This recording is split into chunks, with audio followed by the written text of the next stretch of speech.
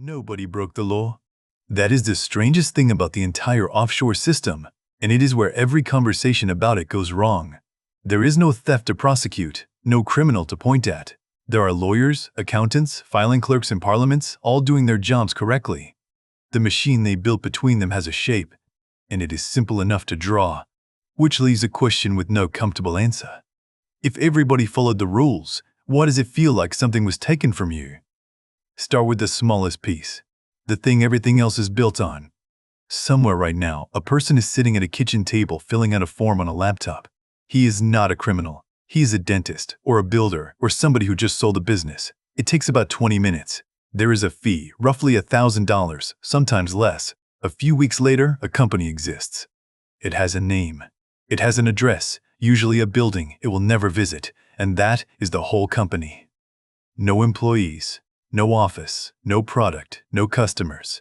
It does not make anything, sell anything, or do anything at all.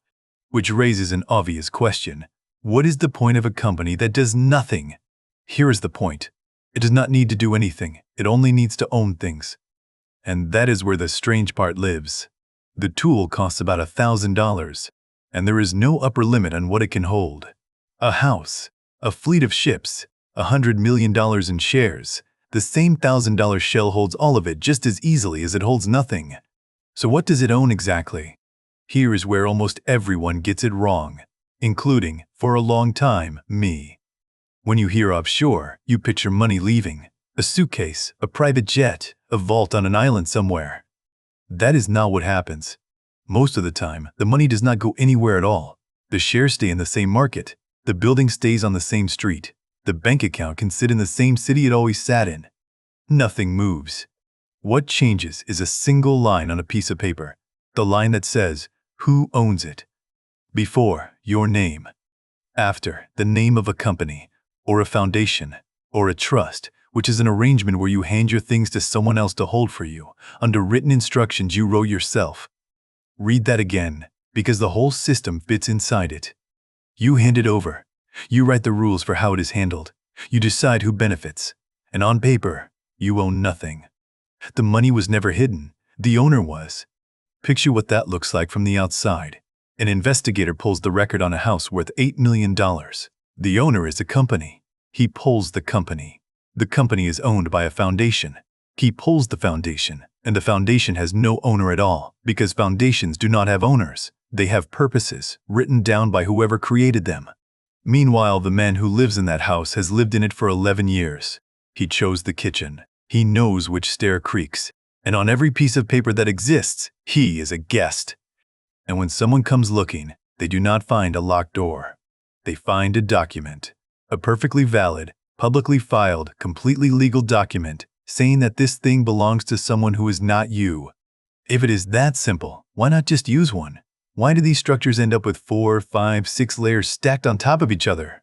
Because one layer is a speed bump, 6 is a wall. Picture how it actually goes. An investigator finds the asset. The asset is owned by a company. Fine.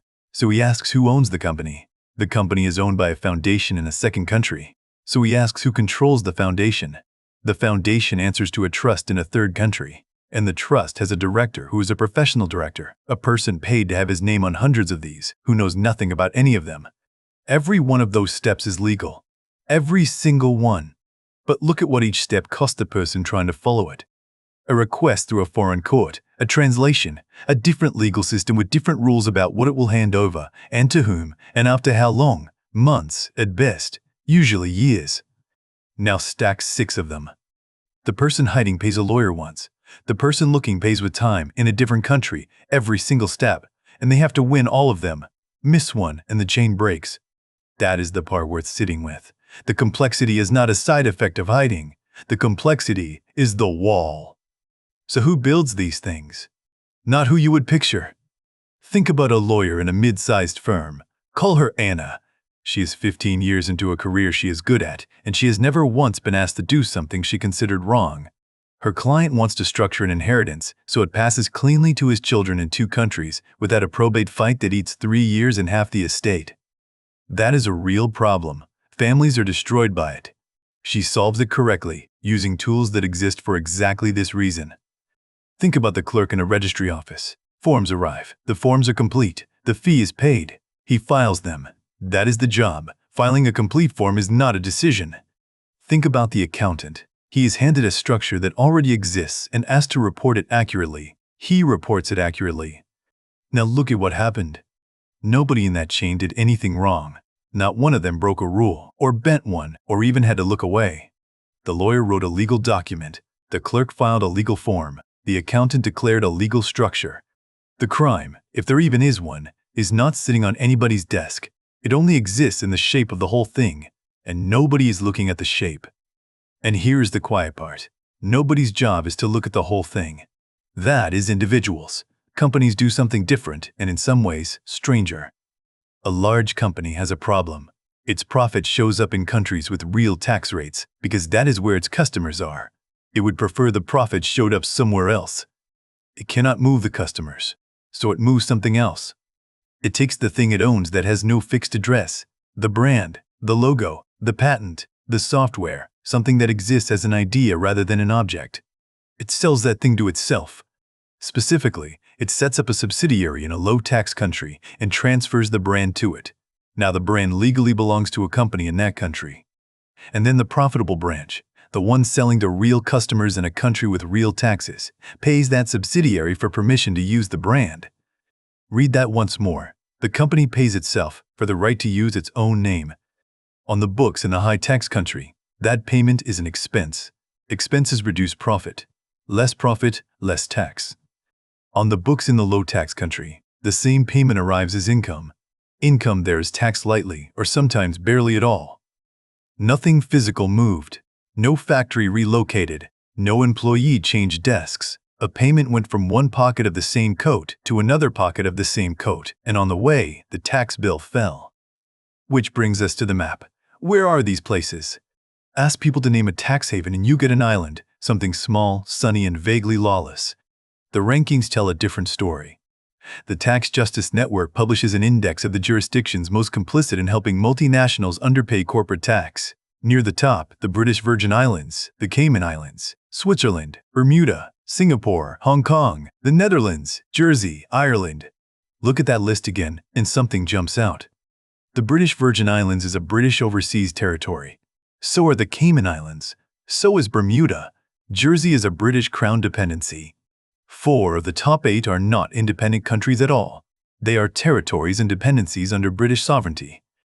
And then there is Switzerland, the Netherlands, Ireland, Singapore. These are not lawless islands. They are wealthy, stable, well-governed places with excellent courts and serious regulators. That changes the shape of the thing entirely.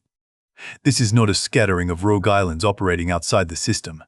It is a network, with rich countries at the center of it, and it is not hiding anywhere. It has an address. So who is actually inside it? There is one careful estimate that anchors this whole conversation. The economist Gabriel Zucman put the amount of household wealth held offshore at roughly $7.5 trillion, about 8% of all household financial wealth on Earth. And he is careful to say that this is a floor, not a ceiling. It counts financial assets. It does not count the real estate, the art, the yachts. But the number that matters most is not the total. It is the distribution. Roughly 80% of that offshore wealth belongs to the top 0.1% of households. Sit with that fraction for a second. Not the top 10%, not the top 1%, the top tenth of 1%. This is not a story about people hiding money. Most people have nothing to hide and could not afford the structure if they did. Remember what it takes. The $1,000 company is the cheap part. The lawyer who designs 6 layers across 4 jurisdictions is not.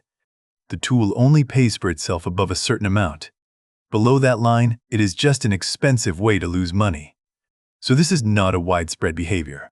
It is a room, and the room is small, which leaves the question everything has been building toward. If that money is not taxed, who covers it? Because this is the part that gets skipped. Every explanation of offshore finance ends with the money disappearing, as though it simply evaporated and nobody felt anything. That is not how a national budget works. A government has a number it needs to collect.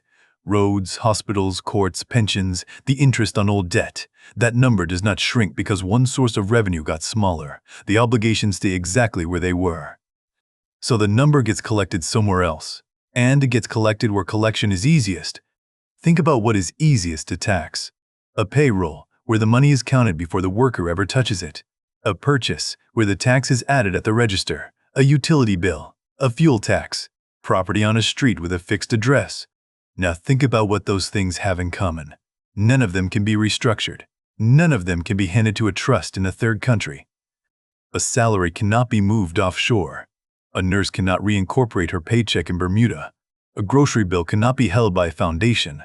The tax on a tank of fuel arrives before anyone has a chance to structure anything, and it arrives at exactly the same rate whether the person paying it earns $30,000 a year or $300. The parts of the economy that cannot move end up carrying the parts that can. That is not a metaphor. It is arithmetic. The money did not disappear. It changed address, and the bill stayed behind. So we are back where we started, with the uncomfortable question. If nobody broke the law, why does it feel like something was taken? Here is the honest answer. It feels that way because the outcome looks exactly like theft, and the process contains none. Every single piece of this is legal, not legal in a loophole sense. Legal in the sense that somebody sat down and wrote the rule that made it legal, and a parliament voted on it, and it passed. The trust exists because trust law exists. The shell company exists because company law allows a company to own another company. The brand payment works because tax law treats a payment between two entities as a real payment, even when both entities answer to the same person. None of that happened by accident. Each rule was written for a reason, argued for by someone, and passed by people who understood what they were passing. Which is why the fix is never a police problem. There is no raid that ends this. There is no arrest to make. You could put every offshore lawyer on earth in a cell tomorrow morning, and the structures would keep working, because the structures are not people. They are paperwork, and the paperwork is valid. That is the uncomfortable place this lands. We are used to stories where somebody did something wrong and the ending is that they get caught. This one does not have that ending, because it does not have that beginning. The system does not have a bug in it. This is the feature. The next scheme is already on the table. If you want to see the trick before it sees you, subscribe. I will see you in the next breakdown.